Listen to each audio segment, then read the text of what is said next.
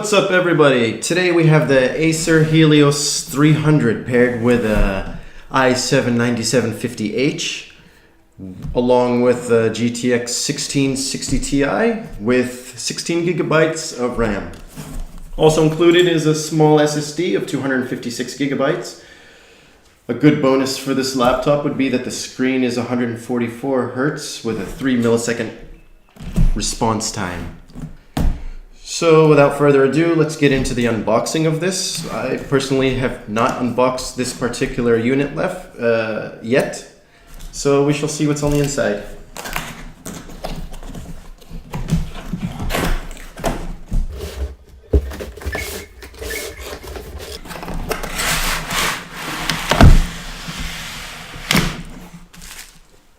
Well, right off the bat, this looks quite nice and interesting, to be honest. Compared to some of the other laptops we've seen. You have styrofoam. Let's keep those aside for now.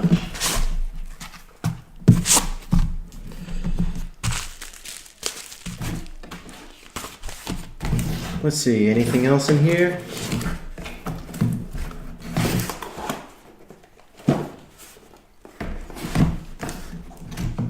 This is a bit tricky. There we go. Okay, right off the bat you have the user manual, you have the drivers, whatnot, some information, very useful information, more useful information, user manual, and you get this interesting looking card.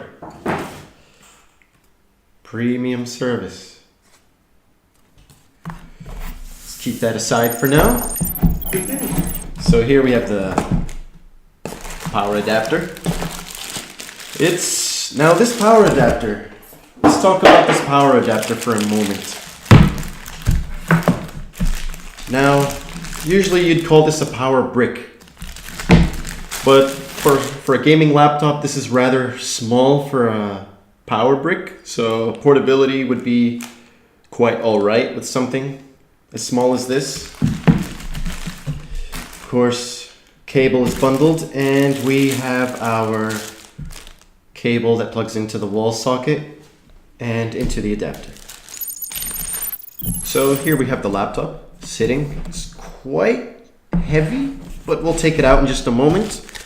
By the way, this is a hard drive bracket for upgrading your storage capacity. Comes with a ribbon cable as well, which you plug into the motherboard.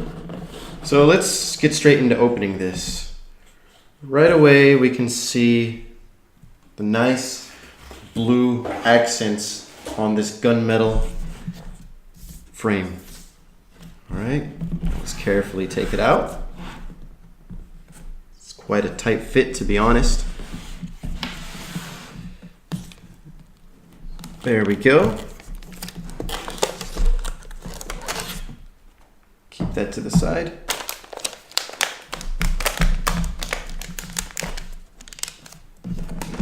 It's nicely wrapped, to be honest. It's a tight squeeze, so just take care when removing this plastic. So, throw the plastic aside. Okay, right off the bat, we have this, feels quite solid, has this aluminum texture on top, quite good. Has good blue accents, has the Predator logo there and everything. Now let's open it up real quick. This is always beautiful to see.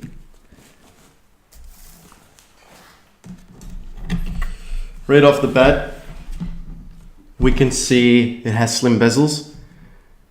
Has a trackpad on the left side of the chassis.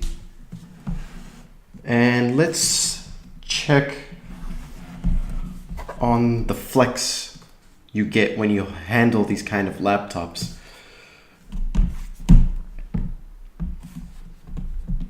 Honestly, in this case, I can't even flex it without lifting it up, and it still does not flex. I've seen some more expensive gaming laptops, somewhere around $2,000, 2,000 US dollars, they flex. This one does not flex. This one actually feels much better quality than my laptop. This is quite impressive actually. It's a good feeling. Keyboard feels great. Has the usual stickers on the front. 144 Hz screen, 3 millisecond response time. GTX 1660 Ti. Hard drive and SSD. Of course the Wi-Fi and HDMI. Has USB 3.0. On this side you have an HDMI port, another USB Type-C. Here we have a beautiful 1920 by 1080 Full HD 144 Hz 3 millisecond response time screen. It's an IPS panel and I'd say it's pretty good panel. Has excellent viewing angles, great brightness, and great colors as well. Moving on to the keyboard. The keyboard has some nice feedback. Feels great to type with. Travel time is not too much and not too little on the keys. Also, they're backlit. We have plenty of lighting in here. Some laptops you cannot see the backlighting on the keyboards, but on this laptop, it's safe to say the keys are bright enough. We also got a logo on the back, right there. Lights up. It's a nice addition. Also, we can't help but to notice the exhaust fans on the back. We have two on the back. We have one on the side here. We also have another one on the side here, which justifies the awkward placement of the power jack. All in all, with those kind of fans and exhaust ports, you wouldn't really have to worry about this overheating as much as other laptops. Some laptops share the same for the CPU and GPU. We have a quick benchmark here. We're gonna run it. We'll see how high the fans rev, the noise, and the speaker quality. Give it a quick moment.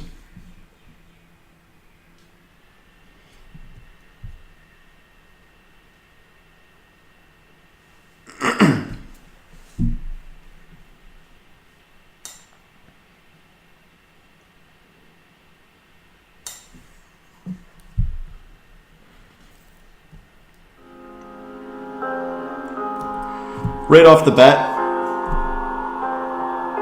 the volume is left on max for now so we can check out the speaker quality. I would say it's good, not great, not bad, but it's good. Especially for a budget gaming laptop, I'd say it's excellent. We have the fans, of course. Let's hear that for a moment.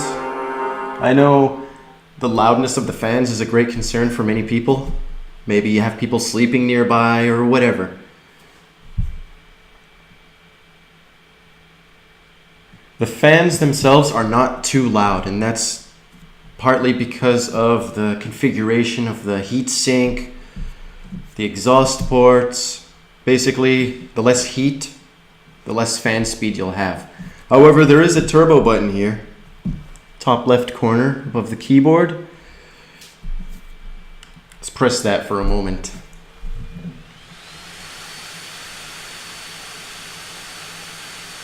And we're getting ready for takeoff, it seems. You probably won't need that, but it's always good to have. Should you need it, you'll really need it. Here we're doing a stress test using Superposition Tech Demo at 4K optimized under its settings. We're using MSI Afterburner to monitor and keep track of the CPU temperature, clocks, frame rate, video card temperature, clocks.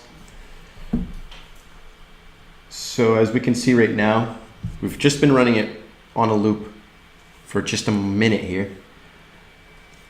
CPU is not too hot at all. GPU is not hot at all either. Each one is hovering around 62 to 64 Celsius, which is quite excellent for a gaming laptop. Here we will initiate a CPU stress test using CPU-Z. We are also using the Predator Sense program that came with the laptop to monitor the CPU temperatures. So let's begin the stress test on the CPU.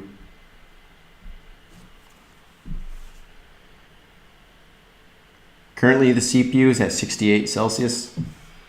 It will fluctuate and it will rise, that's for sure.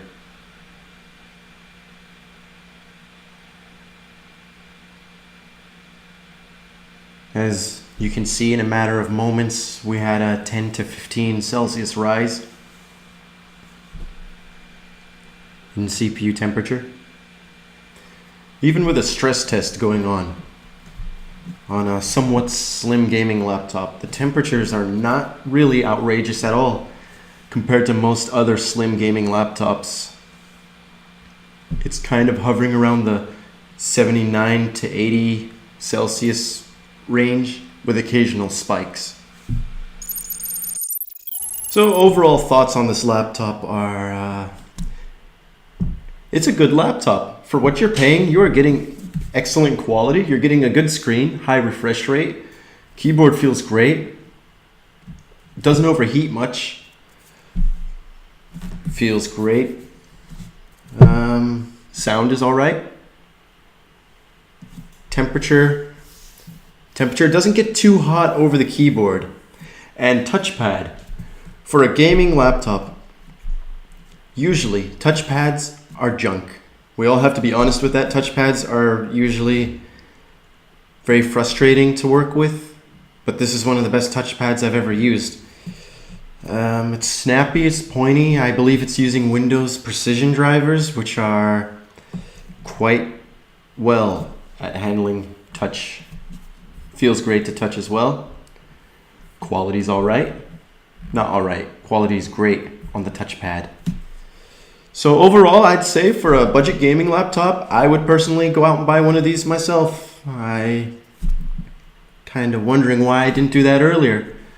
But you won't be let down by this laptop. It's a great bang for its buck, that's for sure.